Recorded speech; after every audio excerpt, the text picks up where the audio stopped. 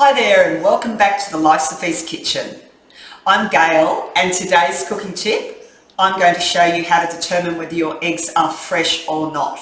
So you might have a box of eggs sitting in your fridge and you might not know how long it's been there for, so it's good to know this little trick that I'm about to teach you. So all you need is a bowl of water and your eggs. So place an egg in the bowl of water.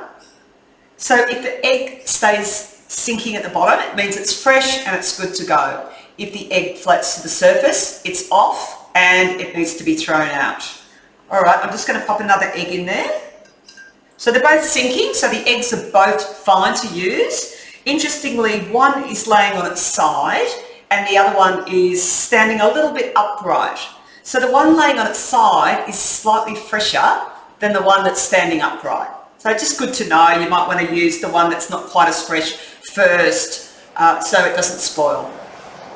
Hope you enjoyed today's cooking tip. Happy cooking and we'll see you next time.